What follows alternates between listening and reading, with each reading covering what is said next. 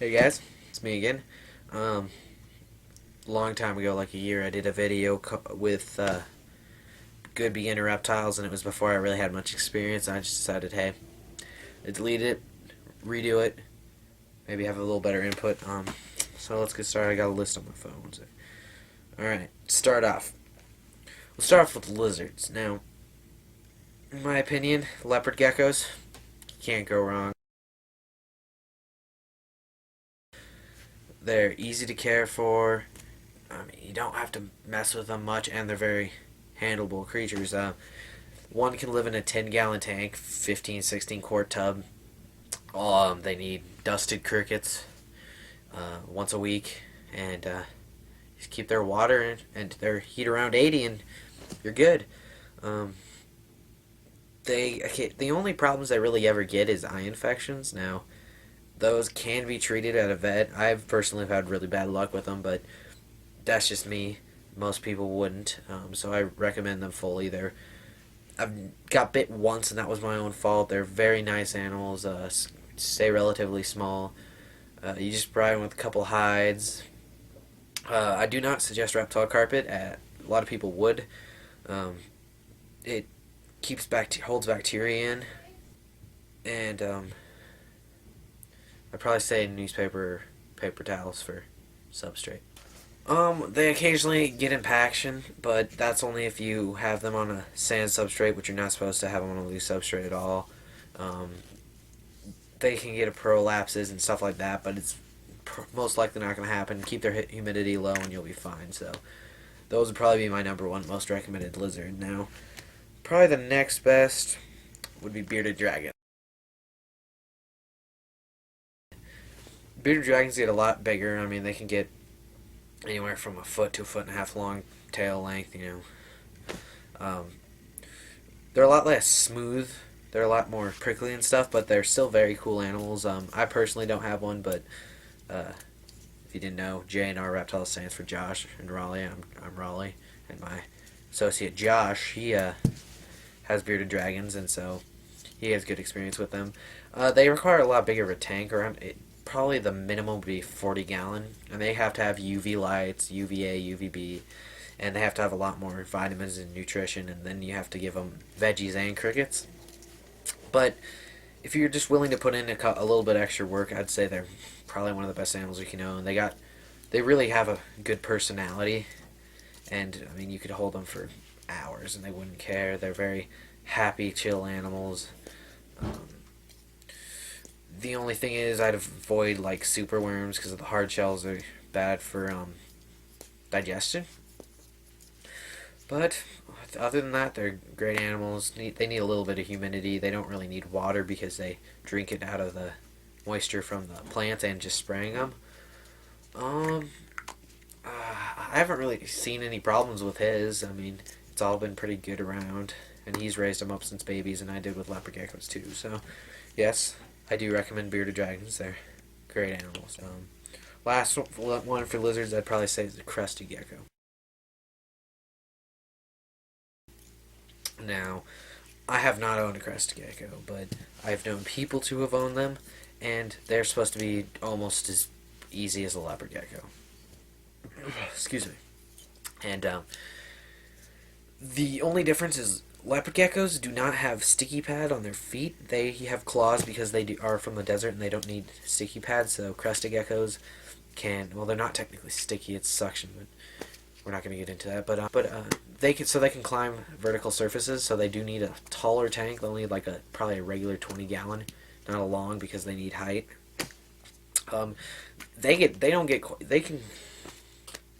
They can get as big as a leopard gecko, but typically they're around probably a inch smaller. Um, the nice thing about them is you can feed them this stuff called crested gecko diet. It's a lot like baby food, and that's all you have to feed them. You just get this pack of powder, mix in some water, and boom, that's it. So it's really easy to take care of them. They need a little higher humidity, lots of plants and stuff to jump on, and yeah, they're very cool animals. Um, I've heard of a couple cases of respiratory problems with them, but other than that, they're pretty easy to care for animals. So yeah, so we're gonna move on to good snakes. So start out corn snakes and other colubrids. Colubrids, they're not my favorite, but they are very popular among people. They stay relatively small. I mean, a corn snake could probably live in a 10-gallon its whole life. I'd suggest a 20 long more, but um, they're very small. They're a little fast at first, but you can tame them down. Um, there's a large variety of them, from king snakes, milk snakes. There's a ton of them, and corn snakes and all that stuff. Corn snakes do have a huge variety of color morphs, so you can pretty much get any color imaginable other than like blue. Um, but and they are relatively cheap. They've been around in the reptile market for years now. Uh, King snakes are banded white and black. Milk snakes are a variety of colors: red, black, white, yellow, all those things. I actually have a milk snake, so I will show you an example of that really quick. Here's his tank. Now, I'm not 100% sure where he is. I think he's in his hide. Oh, darn it. He is. Let's see if I can get this light on him. That's about all you can see of him. I don't want to mess with him. He shed recently, but you get the idea. This is a great tank setup right here. Let me get my light off real quick. This is a 20-gallon long. It's got some sandy chips in the bottom and just a couple hides, some water. They one of the easiest snakes to care for. They don't need high heat, so you don't really need a heat source. This lamp's just to simulate day and night, and they're super easy to care for. The only thing with colubrids are they are escape artists, so you do need clips of some sort, or they will get out.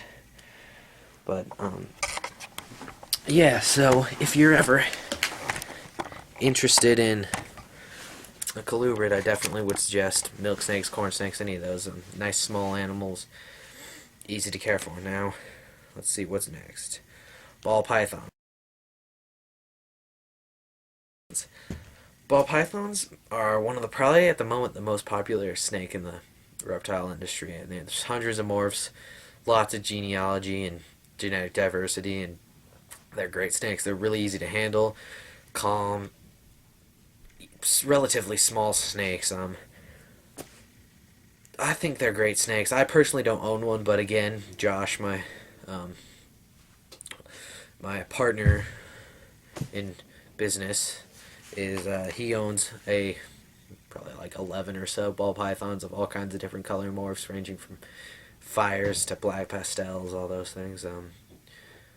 They're great snakes. I don't think they have much problems at all, other than like maybe stuck sheds. But that usually is just because people leave them at too high a temperature, where I'd say they should just be left at 80. But yeah, stuck shed is probably their only issue, and you just give them a bath and help them get it off. They stay relatively small. I say one could probably be in a 20-gallon long its whole life of a male. Females would probably want a 30, 40-gallon tank for the rest of its life, or adequate sized tubs. They don't need any special care. Just give them a mouse, heck, probably every 2 weeks, unless you're trying to get them fat for breeding. Then you might want to do it every week. But give them some mice, give them a water bowl, and that's about it. I mean, a little bit of probably new saver substrate. You can use stuff like aspen too, but yeah, they make great pets. And I mean, if you're looking for a snake that you can breed and get money out of, you can just have as a pet, great for kids. Then you want these. There are so many morphs available for these guys, and they're just so popular in the pet trade right now. Excuse me. And I definitely suggest them. So, alright guys, so the final snake I have for you, in my opinion, they're my favorite, but are Kenyan Sambos. They're very calm, great species of snake. I mean, I'm sure if you went into the wild and just saw one sitting on the ground, you could just pick it up and it wouldn't do anything. They're a very handleable, great snake. I personally, that's my biggest collection right now is of Kenyan Sambos. I got 8 or 9. I don't know. I got a small collection of Kenyans, and I'm planning on breeding them. Now, they do not have as big of a genetic diversity as, say, ball pythons, but there is some there. There's like I think at the moment there's like 30 or so morphs or something like that, and they're fair. I mean, they're not new to the pet trade, but they're just the ball's just beginning to get rolling with them. And in the future, I think they're going to get way bigger. New morphs are coming out every year, and they're just a great snake. They're also one of the easiest to keep. I mean, you get aspen bedding, sandy chips, or anything like that, and you keep them in it, and they can be in easily. A male could fit in a 10-gallon tank its whole life. Female 20. I use tubs, but yeah, they're super easy to care for. You will literally just need substrate, a water bowl, and a little bit of heat. Now, most people keep Kenyans really high temperature, and it doesn't hurt them, but I kind of believe that that's just unnecessary, and I keep mine at around 85. Occasionally it'll peak up maybe to 90, but I keep mine fairly cool for what people do for Kenyan Sambos, and they thrive. They're doing great, and so I'm a strong believer that the high heat is unneeded. Now they are from Kenya, and they do not need humidity in any way. They're a very dry snake, and yeah, here I got a couple, so I'll just show you some. All right, so I have 1 second. Sorry, they're being a little finicky. I've got 2 snakes with me right now. They're both juveniles, but here's a good picture of what a normal looks like. It's technically a tiger, which it has little stripes you can't really see on its stomach, and it's a het snow, but it basically has the general colorations of a normal. You can see it's basically an orange black background with brown splotches all over it, and its babies will be white because it's a het snow, but yeah, there's a general idea. I do have a couple adults, but I primarily have babies right now. Here's this little head. And the other one I showed you, I thought I'd show you just they do have a decent amount of morphs, so I thought I'd show you this one. This is a Rufescen. Now, it's technically a different species, but it's so insanely closely related to Sambos that they can breed and basically make hybrids, and the hybrid snakes, 1 second, look like this, just this nice deep brown color, but it has a nice stripe down the back. And yeah, this technically is different, but I just declared a Kenyan Sambo because they're so insanely closely related. And yeah, there's wrapped around my watch. And I'm not gonna get the adults out right now. I just paired them up so they're breeding, but they get males. This is a male. They still stay relatively small, ranging foot and a half, and a foot and a half is pushing it. And these snakes have a really big difference in size between sexes.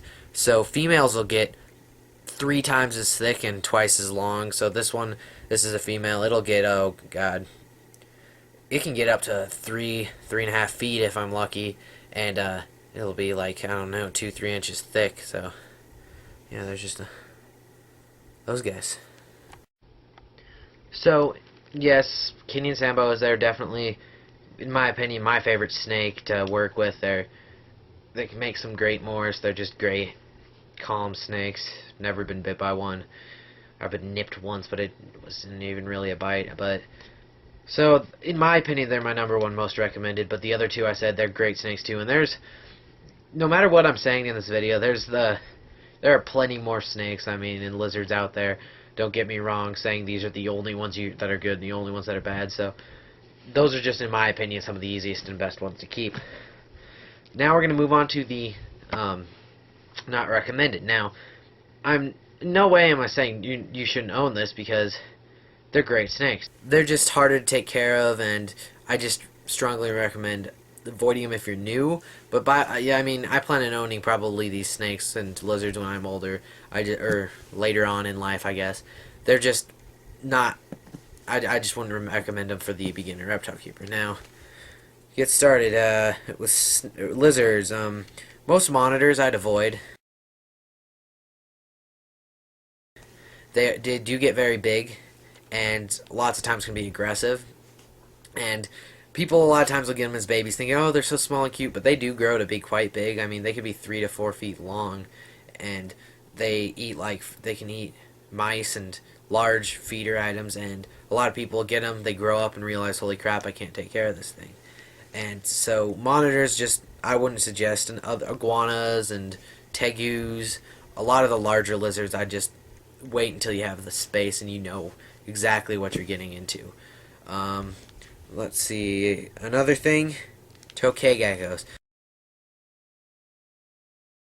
Now, don't get me wrong. I mean, they're not hard to care for. I mean, these would probably be one that I'd still let beginners own. I just want to warn you guys. Tokay geckos, they're very fun. They're fairly easy to care for. They're just probably I'd say the bulldogs of the reptile world. They're very mean. They even hiss, or not even hiss. They like bark, or it sounds like a prairie dog or something. I mean, it's weird. They just make this little chirping bark sound thing at night, and you can't even attempt to hold them because they're just the meanest things there is. And they're one of the more stunning looking animals, and I personally I plan on picking some up maybe at the Tinley Park Reptile Expo coming up in March. And so they are good to own. They're just definitely not for beginners or anyone who's looking for something they can handle. But iguanas are another one. There's a lot of problems in Florida with people releasing them. It's all kinds of stupid stuff, but I just wouldn't recommend it because they're like I was saying with monitors. They get big, they're hard to control, and they're just larger and not recommended for beginners. Now, snakes. Any large species of snake I would avoid for beginners. Burmese python, reticulated python, certain species of anacondas, rock pythons, stuff like that. They're great snakes and all, especially berms. I love berms, but point being they get really big, and you don't want to have to get rid of this thing or kill it or euthanize, I should say, because it'd be better if you just wouldn't have got it and left it its home. And now, at least with Burmese pythons, yellow anacondas, and I think North and South African rock pythons or something like that, have been banned in the United States for selling and transporting, so you wouldn't be able to get them anyway. So don't try to get them because, like, if you think, oh, cool, I want a big snake, I just leave it unless you're experienced and know what you're doing. Lastly, venomous snakes. Now, venomous snakes, I'll admit, are awesome. I mean, I work at reptile gardens. I'm around them all the time. I think they're the coolest things in the world, but I don't personally handle them or own them. I'd like to someday, but I just would not recommend them to anybody unless you have serious experience, or I'd prefer if you were probably mentored or something by someone who knows what they're doing, because it's a life-threatening thing, and if you get bit, it's like there's a chance you could die. And also some of these snakes get big too, and so venomous snakes, I just stay away with them and keep with the ones I suggested. So I think that about covers it. Again, I'm not saying you shouldn't have these snakes, and these are just my recommendations. So yeah, I hope you guys find the reptile that's right for you.